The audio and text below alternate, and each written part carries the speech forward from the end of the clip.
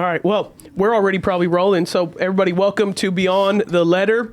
We've already talked about you being on this, our last episode. I forget who I was talking to, but we talked about this episode was coming. So people are aware that in the house we have Pastor Gerald Brooks coming all the way from Plano, Texas, and his son Cody Brooks, who's in the house too, two of the best leadership people in the church and beyond. So Pastor Gerald, thanks for jumping on with us. Well, thank you so much, Adam. I'm thrilled. Yeah. I really am. And so we always do something different. Most of the time, it's kind of more, you mentioned when you walked in here, this kind of looked like a little Joe Rogan studio. But so most of the time we just kind of have conversation, but Okay. given knowing you, and I know how much you talk about leadership, and I know how much people lean on you with leadership. And I know we have Cody here who's gone with you everywhere as you've spoken to many churches, but also you speak to corporate America, Yes. corporate American leaders. So what I thought we should do for this one, and Cody, you could jump into like a host if you want to with your dad. I'm trying to pull some Okay. I want to pull nuggets Okay, I from your gotcha. dad, because I don't think people who are listening may be fully aware of how many people pull on Pastor Gerald for leadership. And I've said it, I quote you all the time. I think I'm going viral right now because I quoted you on one thing. So thank you for that. Oh, good, I'm on good. Instagram. I think we're at almost 1 million views on that one or something. That's awesome. And my quote of you, so thank you. I want to help other people be able to, at their job or at their church, quote you without giving you credit There you go. so that they can make a bigger impact. But the one that went viral right now, it's currently going viral, is I said from your leadership conference that I just attended, you said your spouse doesn't have to get your most words, but they should get your best words. Exactly. That one was like, okay, so in theme with, since I know that stuff is powerful, what I did was I asked AI what your top 20 quotes from all your books are. Wow. So AI makes mistakes. So if you say that doesn't sound like me, then we'll go to a next one. But I read most of them, and they sound like they're all from your books or either a podcast you've done. So I'm interested in this. I really am. So this is intriguing. that was the prompt. I asked. I said, Pastor Gerald Brooks, of all his books, give me his 20 best quotes that he has written either from a podcast or a book or a sermon, and said, Pastor Gerald Brooks is widely known. This is AI telling me, for his leadership insights and practical wisdom for ministry. Here are the 20 of his best quotes focusing on leadership, faith, and influence. Well, can I just stop and say, I didn't know AI, being as smart as it did, would read my books. So You thought he would ask something else? Yeah, I'm, Doris Kearns, someone like that. Yeah, exactly.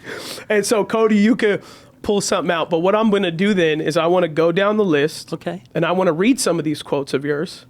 And then what I want you to do is just expound on them. You don't All have to right. tell me what book it's from since you No. have 100. But I want you to go deeper into these thoughts or Sure. these quotes for us. And then, Cody, if there's anything that sticks out, or hey, maybe talk about this or, Yeah, absolutely. time. Okay. So here's the first one. Here's the first one AI says is a great quote of yours. So I guess it's the top one that Okay, AI good. suggests. Great leaders know that leadership is not about them, it's about serving others. Well, I believe very, very much that there's a dichotomy in our world today, and that dichotomy is between how the world focuses on leadership and how Christians are to focus on leadership. When the world talks about leadership, it makes it about the leader. It makes it about the power, the position, or the possessions. It's all about the leader. But when the Bible talks about leadership, it makes it about other people. And so years ago, I wanted to coin a way that I could just sort of brand for my people what leadership was. And I came up with the quote that when you become a leader, you lose the right to think about yourself. And the reason I said that is that you can't lead with a selfish agenda. If it's going to be about you, it's not going to be about him. And so you've got to be able to prioritize people. You've got to be able to prioritize God's agenda. And if you're not prioritizing that, you may be a great secular leader, but you will struggle within a spiritual context. But one of the things that I'm finding is the world is frustrated with its own definition. Yeah. And it's beginning to say, hey, if we're going to lead, there has to be a reason for us leading. There has to be a destination we're trying to take. And is the destination just having a lake house, or is the destination building a house that others can be a part of? Yeah. And so that would be sort of the context of Yeah. that fundamental to who I am is when I walk into a room, I'm going to ask this question: what can I do to make your life better? Yeah. And that's what motivates me, is what can I do to Adam to make his life better? And my whole concept is, if I make your life better, then I've added value to you. And if I've done that with a presentation of Christ in some way of his values, then I've made the kingdom of God better. So I just always want to be at the forefront of that. Yeah, that's great. That's what we were talking about last podcast, was that, now I remember it, because I was saying we were talking about you last podcast, and it was the fact that every time you either start a phone conversation or end it, you ask, how can I make your life better? And that was what we were talking about last time. I was like, I think everybody could walk away and be like, oh, I think I could do that. If I'm in a leadership way and I'm talking to someone, I think I could offer that to anyone at any time. And it's so practical. Another thing you often do, and so maybe tell people where this comes from, is you often tell people, no matter what their age is, no matter what, whatever background or whatever, you often say, I'm proud of you. And where does that come from for you? That's something you want to reiterate often. And Cody, if you have anything on that your dad does with that, like expound on that. But where does that part come from too? Well, I believe very, very much that if we're proud of each other, no one has to have pride in themselves. And what the Bible says is that I'm not to be filled with pride. But what it doesn't say is that I can't be proud of you. And I think so many people on a journey to be proud of themselves, and if we were proud of each other, people wouldn't have that need any longer. See, I believe in Adam. Mm-hmm. I believe in who God made Adam, and I'm proud of you. I'm proud that at your age, God has elevated you in so many profound ways. I'm proud that you are being used to impact a generation that is so different than the generation I'm in. I'm proud of you that you carry on conversations that most people avoid. And I'm proud of you that you do things differently than we did them, but you're willing to prove and you have that courage to step out. And so all those things bring pride to me about you. And I'm just convinced if people tell each other that they're proud of them, no one has that insecurity of having to make up reasons they're proud of themselves. Yeah. It makes it easier for everyone else to be humble when everyone else is proud of them. Yeah. You said it perfectly. That's the problem. We got the leadership guru right here. So, no, everything that he said is something I've seen him display, demonstrate his entire life, my entire life of being with him. One of the first things he's going to say when he, sees you wherever we're at is, I love you, I'm proud of you. And then one of the last things he's going to ask you when he leaves those environments is, did I leave you better off? And He's going to spend the entire plane ride, car ride, whatever, trying to figure out how he can make you better, how we can invest in you and your church, your family, just how to improve the environment that we were just in. Yeah, that's huge. So for you, Cody, it's like, because the times I've heard you do either leadership or even a message at your church, I'm like, man, he's picked up, like, you have a lot of your dad's mannerisms, insights, wisdom, and I'm like, oh, that's a Pastor Gerald 2.0. And I don't necessarily sound like my dad when you hear us teach. If you hear Nathan kind of carries more similar cadences than when my dad does. And so for you carry a lot of similar cadences as your dad, which I think is incredible, because I love your dad's teaching style, and I love that for you, me and you being similar age, that you've caught on to a lot of the wealth that he has of wisdom, but now kind of translating it into a newer generation. Like, so for you travel everywhere with your dad. Your dad has told me before, hey, if I'm gone tomorrow, and because I call your dad and we talk all the time, and I'm always asking leadership advice. Recently went through something. Your dad was the first person I called, and you walked me through everything I needed to know on what to do next. That's the great thing about Pastor Gerald. You tell him your issue, and he goes, all right, here's what's going to happen next. He's going to have a 3-step plan for you. Yeah. And 9 times out of 10, he goes, this is what's going to happen, and this person's going to say this and this, and you're like, oh man, it played out exactly how you said.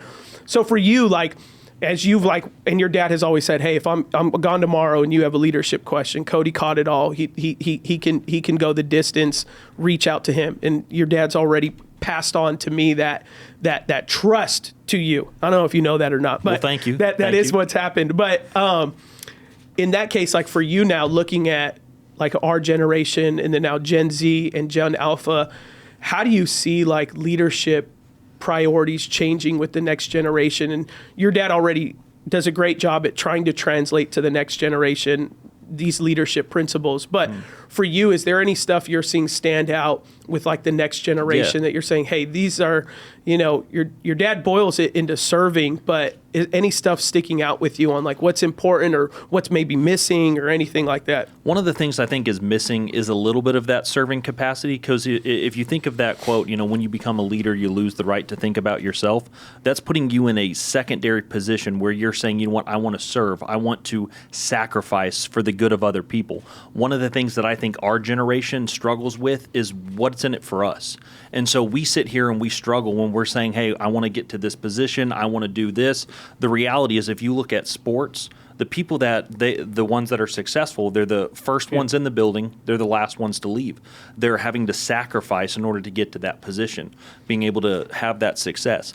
The problem with our generation is we're not necessarily always willing to sacrifice, because we're taking it and saying, you know what, I don't want to give up this. I don't want to give up that. But if you really want to get to that point, if you really want to achieve success, there's going to be a level of sacrifice. And with dealing with younger staff, when I've been seeing some of the other churches, that's the thing that people have been struggling with. The younger generation of saying, we want it all, we want this, we want that, but we're not necessarily always willing to put in the price or even the years to get there. Yeah, that's good. Yeah, that's really good. All right, let's go to the next one. I've heard you say this one for a very long time. The moment you stop learning, you stop leading. Give us some thoughts on that one. Well, I believe that the whole process of leadership is getting better. And the only way you can get better is you have to learn. And I believe that as a part of my learning equation, you have to distinguish between information and transformation.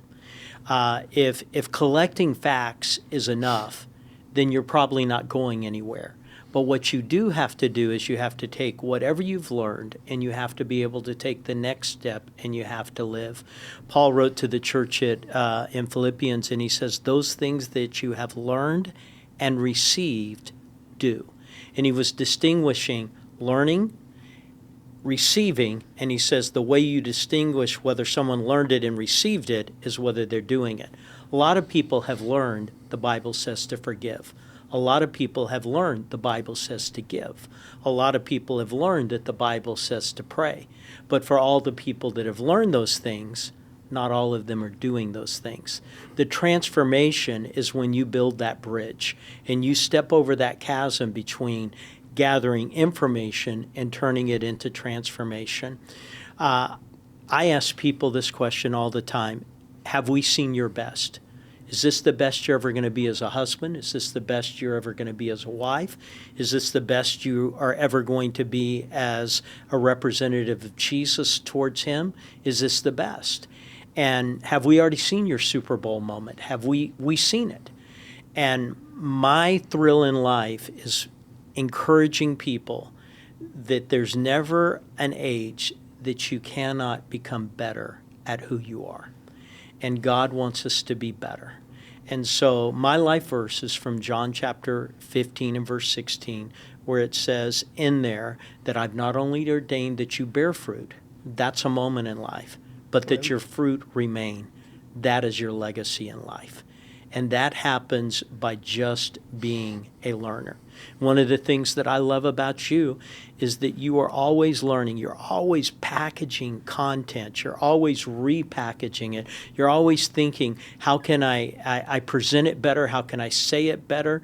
And in fact, it's intimidating because sometimes when you're my generation, you think we sort of had a myopic view of how to communicate, and then you're sort of this panoramic view of communication, and both of those are needed. The myopic, this is what you need to learn, but the panoramic view of this is how it really applies and works in your life. And I think part of it is inherent in someone who is like you is I've got to show people how to live it and not just learn it. Yeah. And I think it's a subtlety of who you are and in your generation. And I think you guys are way better at it than our generation. Our generation, it was, well, just do it. I mean, I feel like I'm advertising Nike right there. But the whole context of it is that you're trying to create a bridge of this is what doing it looks like. Yeah. And your generation's more visual, and so I think your presentations are more effective. Yeah. So if there is something that you said that's something great about this generation and maybe some generation of leaders who are trying to give more of a panoramic view of like, hey, this is how you live it. What would you say then for this generation, or maybe going to what I asked Cody a little bit, what do you think is like some hurdles for the modern kind of generation, those kind of 40-year-olds, 30-year-olds, 20-year-olds? What do you think are some large scale, as Christians predominantly, since that's predominantly our audience, like as a Christian, what do you think are some big hurdles that we're going to see? I mean, I know we see right now in popular culture things like cultural commentary, whether it be politics or anything else, that tends to be drawing our attention away regularly. Are there any other things attitude-wise, leadership-wise, that you think, if you guys are really good at showing how to live it, here's probably some things that you probably need to sharpen up at if you want to be a well-rounded leader? Well, I think there's some things that you've done through the molding process that God's taken you through, and Cody's had that same thing happen to him. And that is, you can't be creative without content. So if you're going to storyboard, have a story. Yeah. And you have to know what your story is to storyboard it. And sometimes creativity, if it comes at the sake of content, it fails us. You capture the moment, but you don't change the life. And one of the things that I would say to a young communicator, and like you, though I think you've mastered it more than most, is that you have to realize what your content is. This is who I am. This is the message. This is it. If you study Paul, he had a message. His message was righteousness. He always came back to that message as being the core thing. Well, every leader has a core message. My core message is growth. You got to be growing. If you're not growing, you're going backwards, and it's going to be that. Well, there's going to be a core message that no matter what you speak, that content's going to be in there. So if someone goes to McDonald's, they're not surprised by what they see on the menu. They know that they're not going to be getting a gourmet dinner. They know what the content is. Well, on the other hand, if someone goes to a top-end restaurant, usually that top-end restaurant, everyone knows walking into it, this is what the cuisine is going to look like. Mm-hmm. And what I'm saying is be faithful to the content that God's given you. Now, as far as to 30-year-olds, 40-year-olds, and 50-year-olds, I would say to them is don't let a season in life define your life.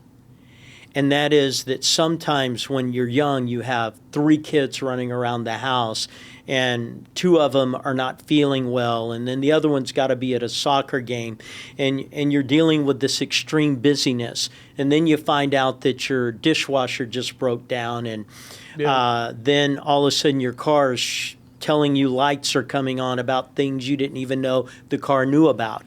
And you're going through this whole thing and all the stuff of life. And if you're not careful, you'll let that season of life become your life.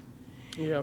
And always grow in the season you're at so that you're better at the season that you're going to. Yeah. And that's what I would say to anybody. The season that you're at is just where you're at. But grow during it so you're better. But if you don't grow, you just repeat the same season, the same frustrations. They just get disguised differently. And so even the opening quote that you made, for me to learn that, I didn't learn that when I got married. Unfortunately, I should have learned that early. But it took me decades of disappointment. And when I say disappointment, having a marriage that didn't have the top echelon level because I didn't know that my first words need to be my best words and that my home words need to be where I have my great words. And I didn't know that then.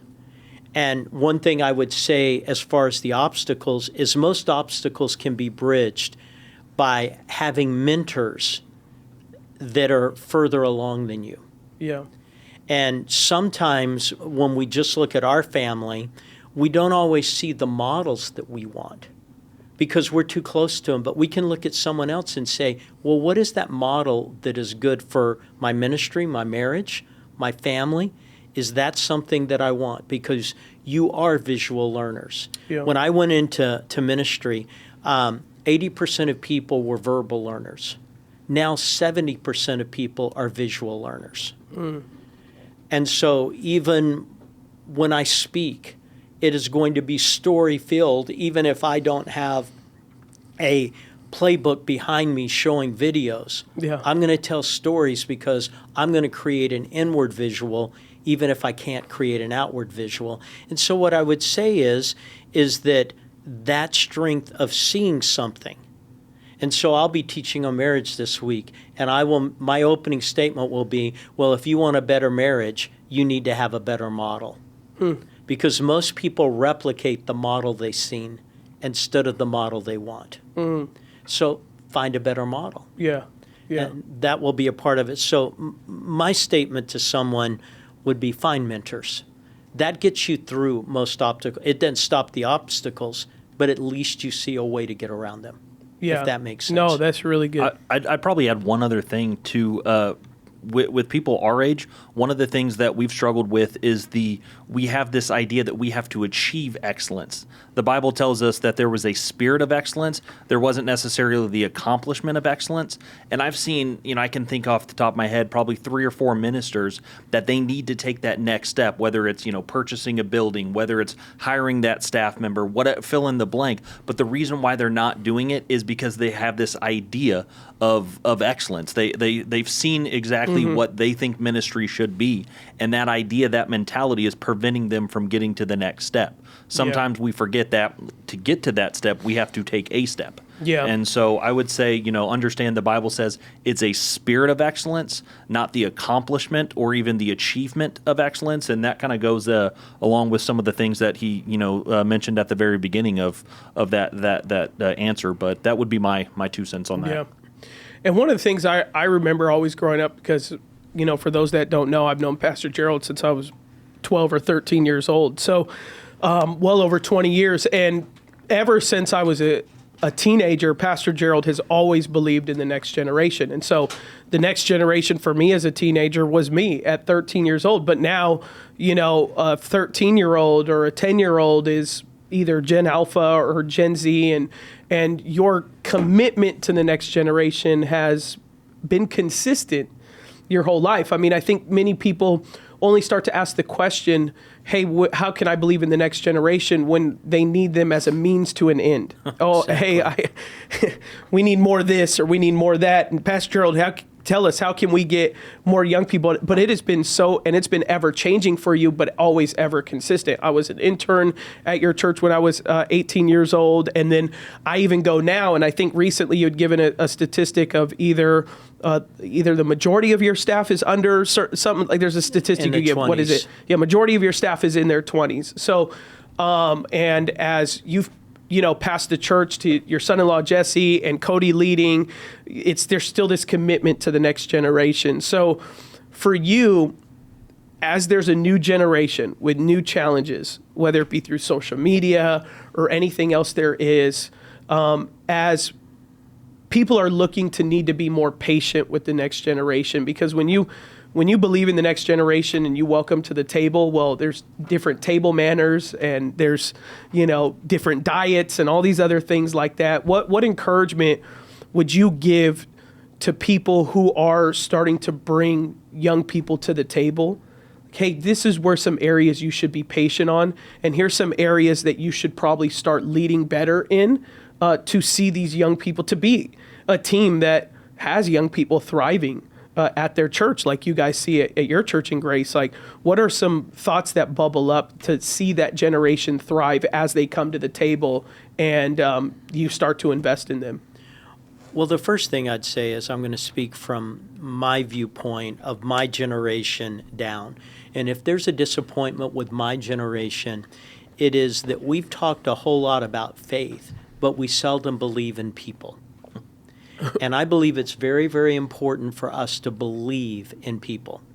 Most people have never been taught to believe in themselves, and they will follow somebody who believes in them. And if I have any sort of angst in my heart, it's how many times I believe in people more than they believe in themselves. So when I look at a young person, I don't see a young person. I see potential. I see possibilities. I see the potential of them achieving something that is way greater than I've ever done. I mean, I'm thrilled to walk in this building knowing that Adam is doing things that far surpass me, that leave me behind. I am thrilled to know that Jesse and Cody are thinking in ways that I never even considered thinking about. But here's what my fuel is to younger generations. I believe. I believe in who God made them to be, and I believe in their possibilities. And I would say to people my age, start believing. People aren't going to follow you unless you believe in them. They're never going to believe in you until you first believe in them. Another thing that I would say to the younger generation is I would say don't be afraid of making mistakes. The more mistakes you make, the more success you have. There's a formula in psychology, it's 3-to-1. For every success, there are 3 failures. And those can be just learning to articulate with somebody. So someone's beginning to have conversations with someone, and maybe they fumble, maybe they say the wrong thing, maybe they do the wrong thing, but they say there's a 3-to-1 relationship, that success is always based on the number of failures you're willing to commit. Yeah. And most people are so afraid of failing that they can never succeed. And what I would say is it's all right.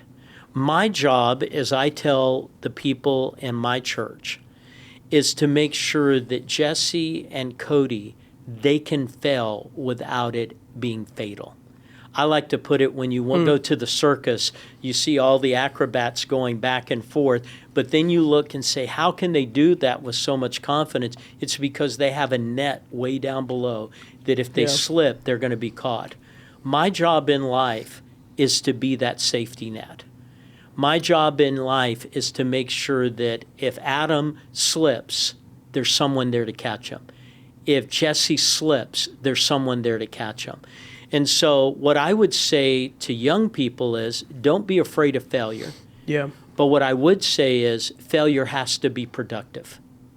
You have to be willing to learn. And if you're not willing to learn, then you're destined to fail. Yeah. Failure becomes success when you learn from it. And so the whole nature of young people is, one, let's all believe in them. Believe in the possibilities and the potential. Let's give them what maybe wasn't given to us. Let's believe. Yeah. And then let's understand they are going to make mistakes. And when someone says, well, I can do it better than them, sure you can. Yeah.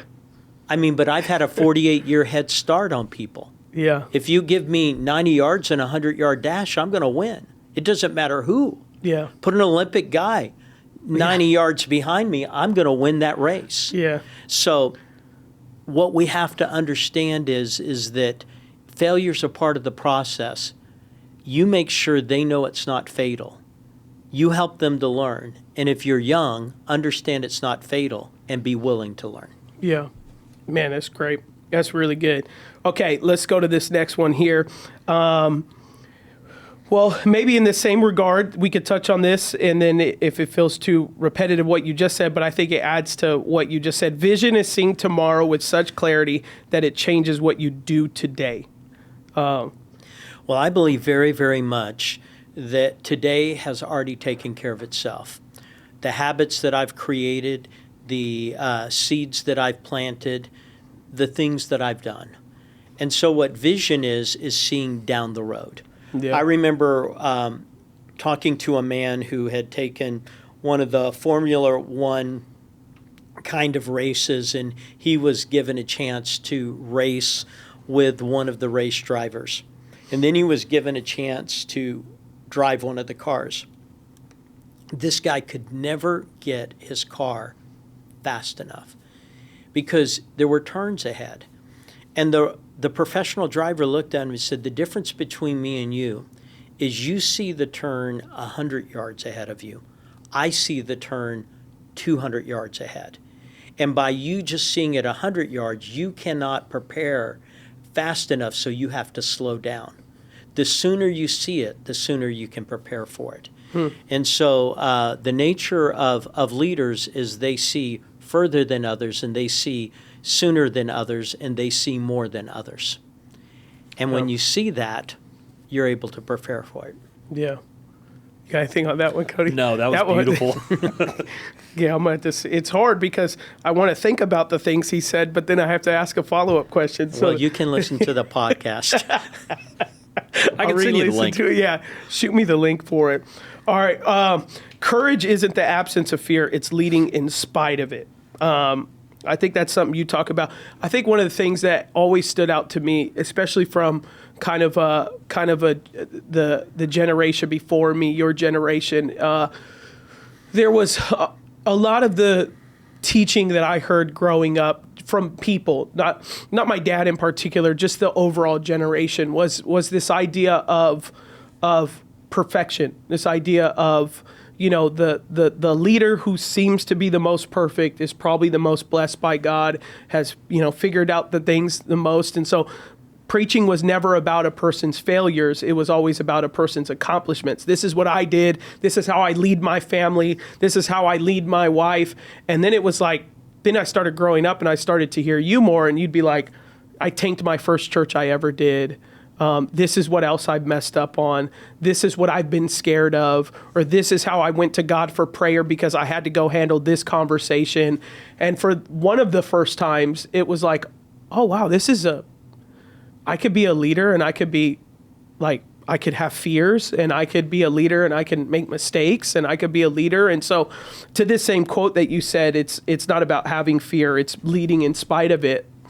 What are some things for you? Because even still to this day, when you speak to other pastors, because you talk to thousands of pastors all over the world, always in some type of way, you're mentioning, hey, I failed my first church. You're mentioning in some type of way, hey, this was a mountain I had to deal with as a leader that was tough for me.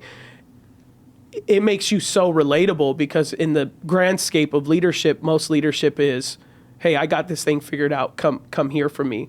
Where yours, like you just spoke about, it was, hey, I failed and now I succeed because I've seen this. Or I didn't fail, but I've had fear and I've pushed through it. And here's this. So where does that come from for you? Because that's not very common amongst just pastors and even leaders in general that share enough transparently. You don't always give the whole table, but you share enough that allows us to go, oh, I'm going to put my guard down to learn from this man because he's seen what I've seen. Is that part of why you do it? Well, one of the things that's clear in communication, people don't relate to your successes, they relate to your failures. Yep.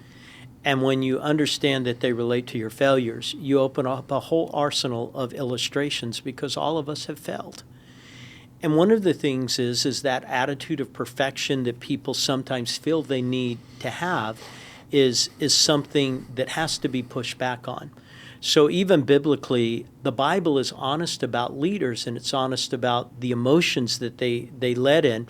And so in 2 Chronicles chapter 20, when it says 5 armies were coming against Judah, and Jehoshaphat stood up, and it says when he heard, he was afraid. Well, you're outnumbered, you're outgunned, you have no resources that are going to match this moment. And he responded like the average person did. The math didn't add up and he was afraid. But here's what I've learned. Your first emotion doesn't have to be your last emotion. The next thing that happens is it says he stood in the midst of the people. Being afraid's one thing. Taking a step beyond that emotion is a different thing. And it says he immediately called for prayer and fasting. When you don't know what to do, you always go back to what you know. And God will take you from that place and give you what you need to know. So he went back to two basics. Hey, we need to be disciplined spiritually. We're going to pray. We're going to be disciplined physically. We're going to fast. We're going to present ourselves to God in a place that we're going to do what we know until he tells us what. And that's what I tell people is be honest about your feelings. Paul said, I have fears within and I have fears without.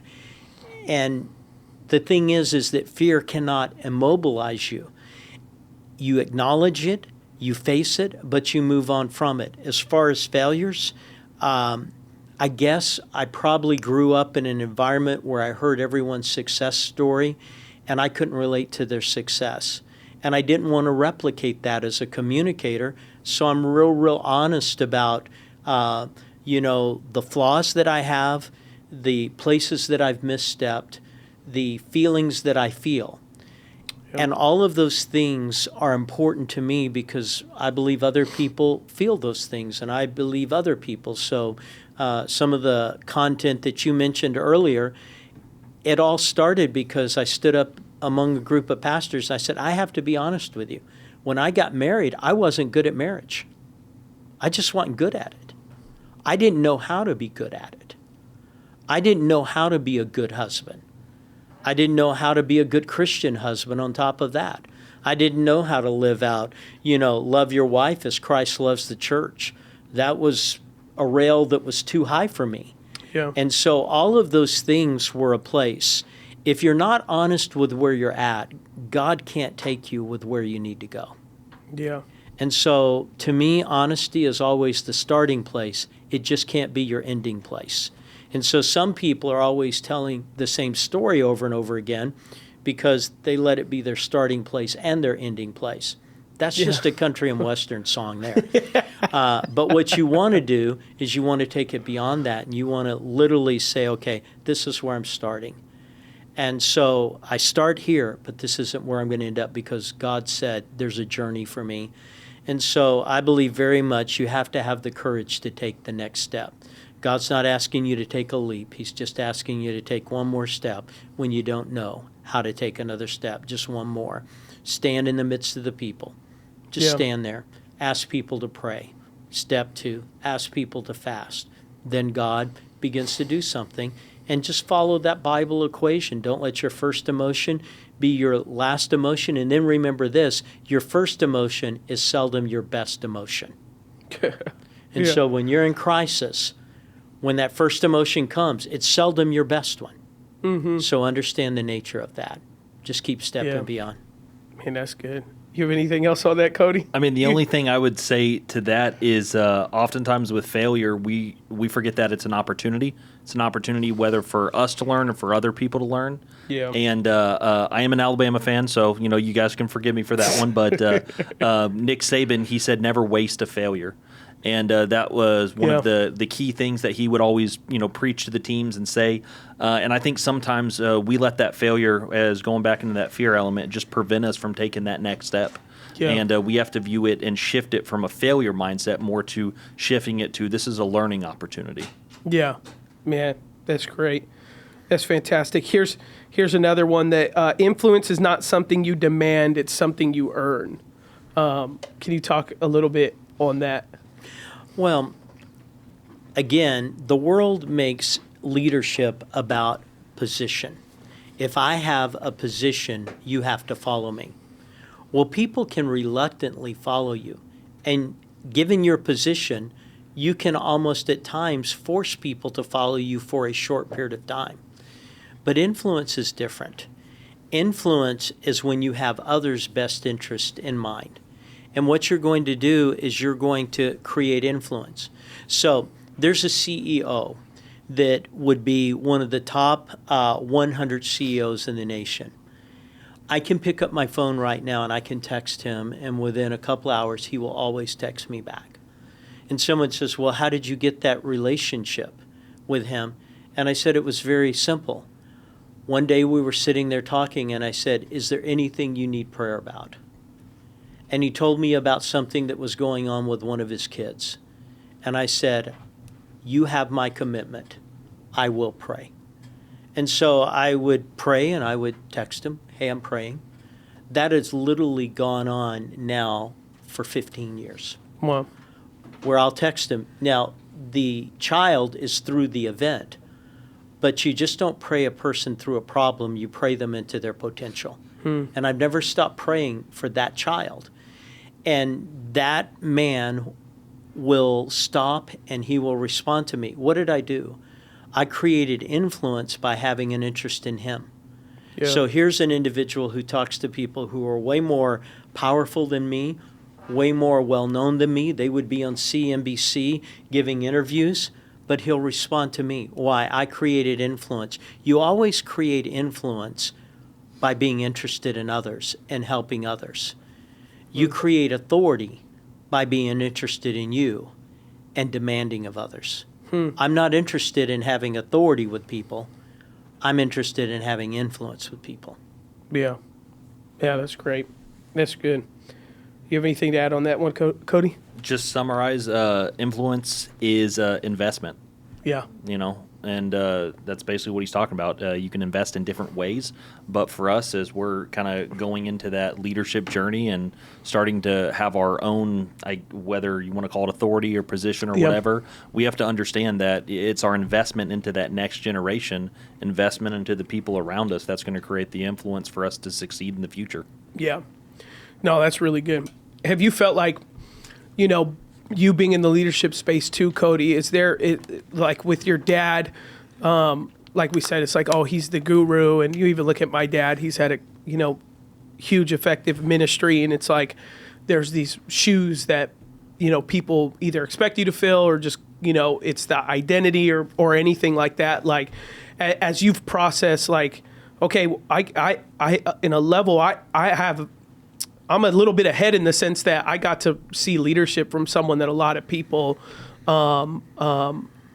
see it from, and you get to see it firsthand and stuff like that. And as you have now leading yourself, like you lead teams and you're leading the church with you and Jesse, like how have you balanced, like, okay, this is the realm my dad operated in, but then in some ways every person is different in every way. Like at what point did you have to give yourself permission space to like step into your own leadership rather than maybe regurgitating or just merely going like, okay, I know for a many years period of time, there was just be me. I was like, let me check with my dad. I'm just going to check with my dad. Yeah. And then there was a certain point where it's like, I'm not going to check with him anymore. I got to start making these decisions and that was probably 6-7 years ago. I just felt like I was more so parakeeting and like, let me go check. This is the guy. He's done it for so many years. But there's also a new generation, there's a new era, and all that stuff like that. And so are there any key things that you're seeing for yourself in your own leadership that is becoming, not in comparative to your dad, but like you're saying this is becoming important to you? Maybe it's the influence, leading with care, or like what starts to bubble from the top in your own leadership that you're saying, oh, I'm seeing right now today in 2024, this is how people this is how I'm leading in a way that people are responding. Yeah, I mean, one thing I would say is don't necessarily dismiss the lessons that the generation that went before us had. I mean, you can follow history, and they say, history, it just repeats itself over and over again. And I remember having a conversation with one of the guys on our team, and he said, well, we've never tried this. Well, the reality is you and I, we've been here since the beginning at our churches. And so when someone says we've never tried that, I'm like, all right, let me pull back of, 40 plus years of history, and let's say, no, we tried it, this time and this time and this time. And so for us, what I'm trying to do is give our people opportunities to make mistakes, but at the same time saying, hey, we've tried this, but let's learn from those examples and let's frame it a little bit differently. As far as it comes to just leading and feeling like I'm stepping into my own, I don't know that there was a specific time or specific place. I think when he's given me opportunities to speak, that's a moment where you have to be able to perform. Yeah. Right, wrong, or indifferent. And so it goes back to that little, thing that we talked about a little bit at the beginning, where there is a level of performance where you have to be able to produce. But at the same time, I think it's just a blessing. I think it's an anointing that God, anoints certain people in certain environments, and they can succeed. But, I know that doesn't necessarily answer it. It's just as we've grown, as we've stepped into different roles, I feel like God's anointed us in those roles, in those seasons. And, it's been good. Yeah, that's good. I think I'd probably answer very similarly in Yeah. that way. Not necessarily a time or place, but there is a point where, like, I like it better where you said it's like when you do get opportunity. I know we're a baseball person and played baseball at a high capacity. It's like at some point when you get an opportunity to swing, like you better connect that ball. Absolutely. And I think it's more so about that idea of this, which probably goes into this next one. I'll give you one more, and we'll land the plane with this one, which is a leader must embrace the tension of loving people while pushing them to grow. And you're I wouldn't say outwardly you're a hard pusher, but you push hard and you have a desire to make impact in whatever regard. So if someone communicates, I think one of the things I have it as a sermon illustration, but I haven't given it. And you had your own reason for it, but I did a leadership talk with a group of pastors hosted at our church. And then one of the feedback points you said, hey, I want you to come do this at my conference, but here's how I want you to change it. One of the main feedback you gave me was you were really practical with your group. I want you, by the time you come to my group, I want you to lock into more principles for me. Less practical, a little more principle, because you said, there's going to be CEOs at my thing. There's going to be presidents of university. Your kind of conversation was directed towards church staff. And so you kind of pushed me to kind of tweak the message. And I think most people, at any regard, even though I'm young, I could say, quote unquote, I'm accomplished. And I'd be like, who's gonna change? You're gonna change my notes? You're gonna change my lesson? And I know a lot of people who would do that and say that even at my age. But I went and looked, and I'm like, okay, I'm gonna do what Pastor Gerald asked, and I'm gonna go and I'm gonna tweak this thing. And then you came up after, but even when I delivered it, I was like, oh, this was a better lesson. The lesson I presented at your conference was better. And then you came back and you're sweet as always. And you were like, oh, I think it was just a better room. It was just, the feedback was good because the room, there was more people there and yada, yada. And I was like, no, what you challenged me in made me craft a better message. I went back to it. Most of the time when we teach something, we write it, we review it once or twice, and then we deliver it. And then if it becomes kind of a thing we travel with, then it just gets better and better by nature. But you were like, this is what I want you to tweak it with. And I took that very seriously, and I did it, and I feel like I could give that lesson anywhere. But it's because you didn't just say, hey, and you have a great way of doing the leadership sandwich where you give compliments and say what's great, but then you make a suggestion. But I say that to say, like, if you didn't give me your feedback, I wouldn't have grown. And I was better because you encouraged me. Hey, I think you do it like this. It's going to go really well. And instead of going like, I teach, Adam teaches the way I teach. And this is, no, I had to like put my ego aside and be like, Pastor Gerald knows his audience. Also, he's been in this game a long time. I'm a preacher on Sundays. I'm really not, I don't regularly teach leadership lessons. So I'm like, this is his wheelhouse. He knows how to do it. And you made me better. And so what are maybe some tips for people on both sides? You want to see people do better. Here's some ways that you could deliver it, because I think you're so great at delivering feedback. And then also on the back end, if you want to go further in life, you have to be willing to be grown by people. And it goes back to, I think, you talking about mentors, but a lot of us, we want mentors, but we want mentors who just cheer. We really want cheerleaders is what we want, not mentors. Mentors have uncomfortable conversations. Most of us don't last through those. And over the past 15 years I've known you, I've had great conversations with you, and I've had other ones where what you challenged me in made me feel uncomfortable. And so in the sense that I had to grow in what you were suggesting. So what are some thoughts on that? Delivering feedback well to see people grow, but also being a person who needs to grow, receiving that. Well, let me go back and talk about our conversation just a minute. If I could go back and start about reaching the younger generation, you have to believe in them. And I talked about that I believe in people more than they believe in themselves. And one of the things that I believe about you and Cody and Jesse in particular is I believe that you can be in different rooms than you're always in. So I grew up in the church room. You grew up in the church room. I'm now not confined to the church room. I can go into the boardroom. I can go into the university room. I can go into the business room. And what I know is that principles create a wider room. And so when you speak in principles, it gives you a wider room that you can communicate in than when you speak in practices. So let me just give you a little bit of the Bible. Every Bible verse that has a promise in it contains three things. It's a promise, it's a principle, and it's a pattern. Every one of them. It's a promise, I'm going to do this. But it's a principle of this is how I would like to work in your life. And then it's a pattern. This is what I need you to do in life.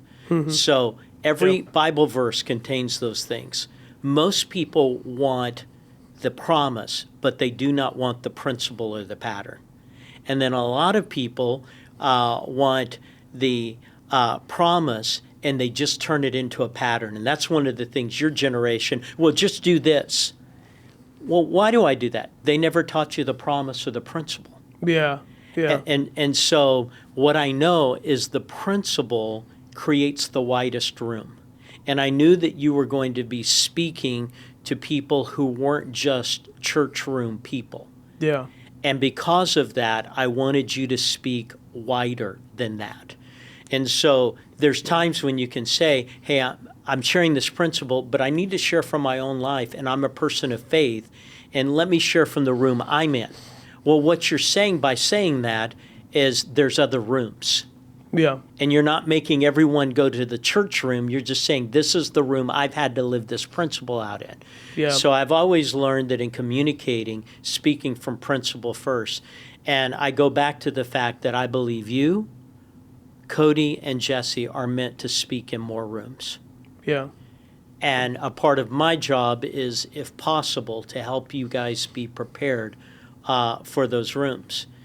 The other thing is that I think that when it comes to receiving that kind of content, you do what you just did. You said, hey, he has a head start on me. He's done this 48 years. Since he's done it 48 years, and he doesn't just speak in one room. He's respected in this room. He's respected in this room.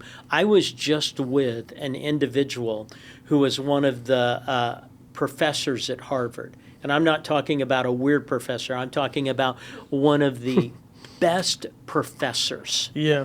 Who's respected all over the world. But that professor respects me because my thought patterns transcend one room. Mm-hmm. And I can go into the room that professor is used to being in. And the more rooms you can go into and speak their language, the more rooms you get invited to. Yeah. So that's sort of the genesis of that conversation. But I would say that before you push away conversations, look at where that person's been and say, is that somewhere I want to go? Yeah, yeah. And if you want to go there, then say, maybe there's wisdom there. Maybe there's something there that is a little bit helpful that can get me where they are. And so you want to look ahead and you want to say, is that somewhere I want to go where they've been? The rooms that they go in, is that a place? And so you're able to present yourself, because I'm convinced you will speak in corporate rooms, that Cody will speak in corporate rooms, that Jesse will. And so when you go in, the church illustration is going to fail because a lot of them never been to church, and the only thing that they've ever heard about church was Saturday Night Live and the church, later. Exactly. and so they're thinking every extreme, and so you have to contextualize principles.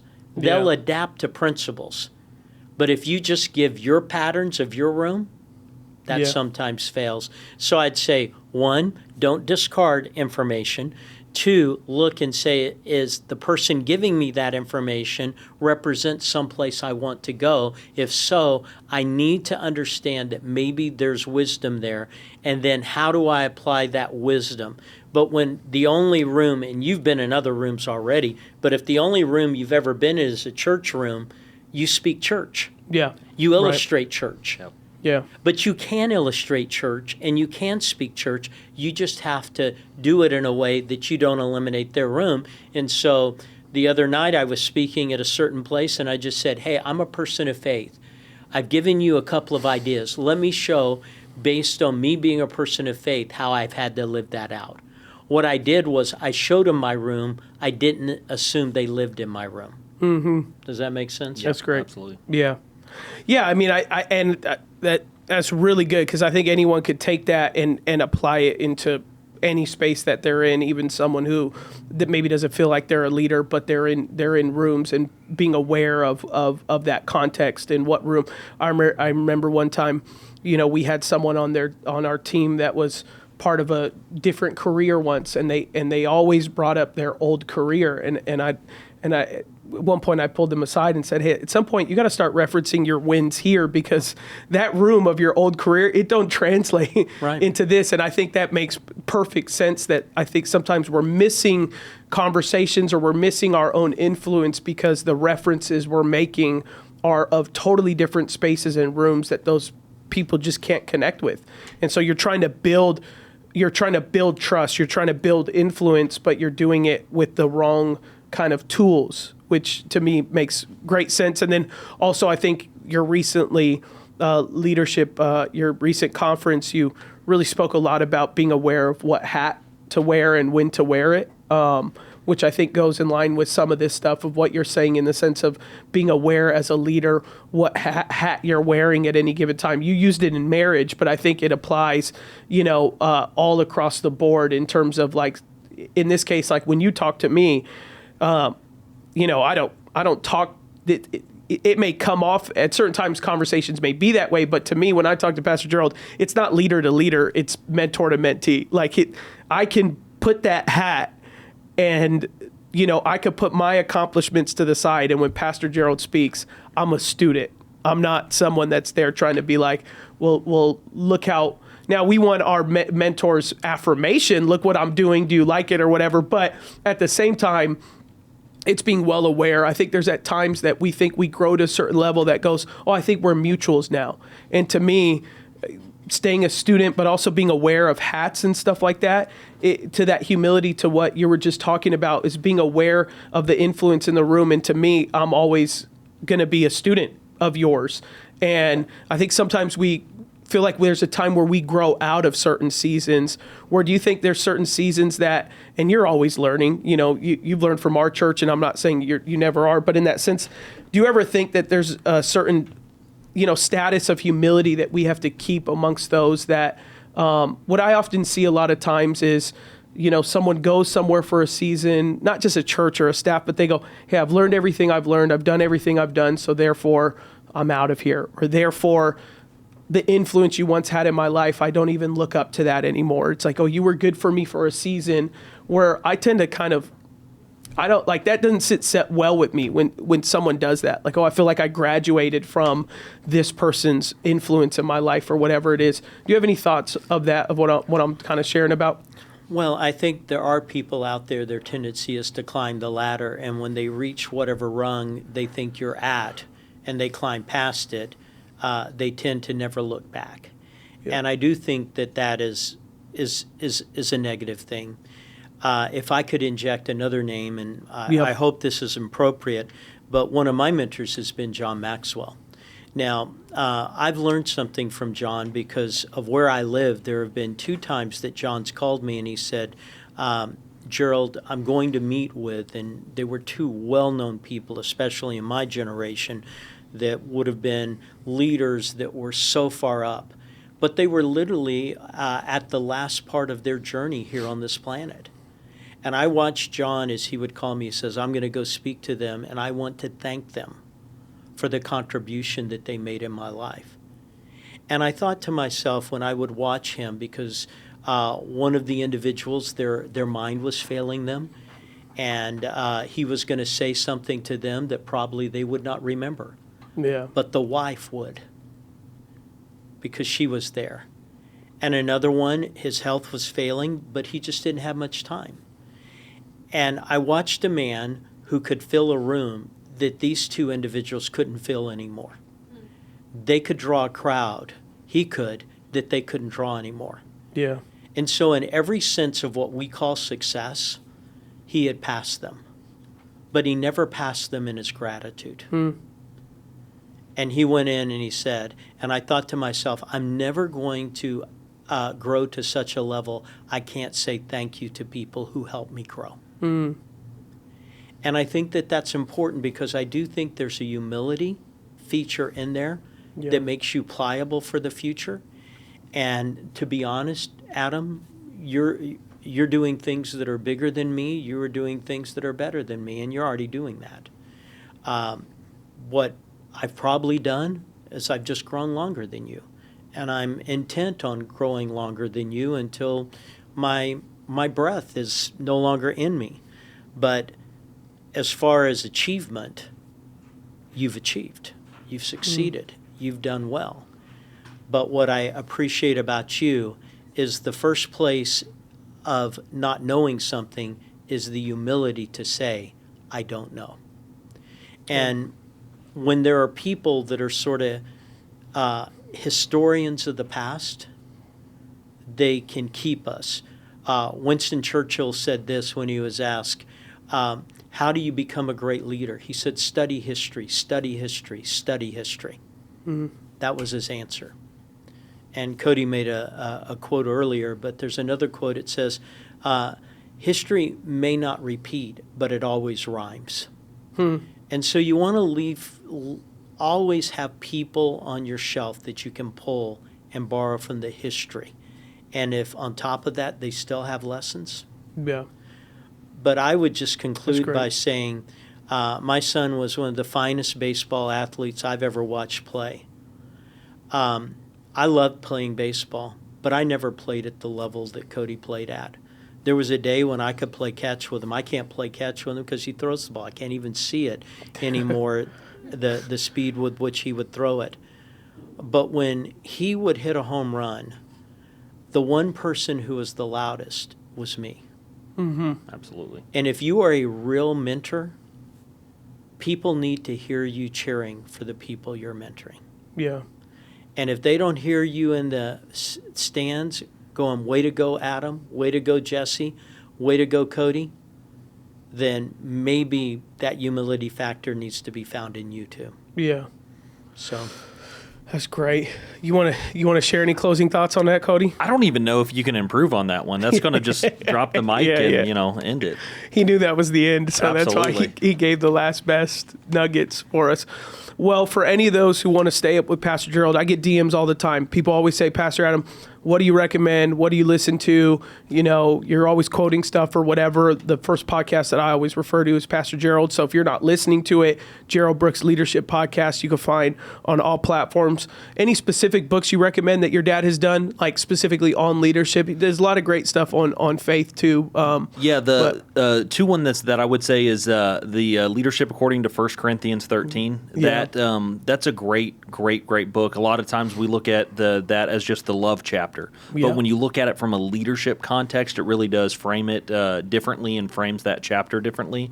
And the other thing I would say is the emotions of a leader. It's no secret that life right now is chaotic. Things are kind of at the emotional high, higher than they've ever been. And so as we step into leadership roles, we're going to have to filter and face different emotions. And so both of those books are available at GeraldBrooksMinistries.com. You can purchase those there. And then as you mentioned, the Gerald Brooks Leadership Podcast is available on any podcast platform. That's great. Awesome. And lastly, I know we have people listen to us from all over, but once a year we host a leadership roundtable at our church. Ours is March this next year of 2025? Yes, March. Yeah. If you go to the website that Cody just mentioned, we'll have it in our show notes as well. You could find the local leadership, but also you may be listening to us and you're in another state. There's states all over that they do these leadership roundtables, and whether you're in business, whether you're in ministry. To me, what I always just say for us, I invite friends to ours that are in business stuff is, hey, if you're a person of faith, you know, you're going to be able to apply these things, even if you're not. But specifically, the roundtables are normally in church settings, but doesn't matter what career field is, you'll grab something from it. So come hang out with us at any of the roundtables. We do one in Rancho, and it'll be fun if anyone comes. Thank you. Thank you, gentlemen, for coming. Well, let me say this. Yeah. I love you, and I'm proud of you. Thank you, Pastor Gerald. Love you. Hey, thank you. Thank you, Cody. Appreciate it. Bye.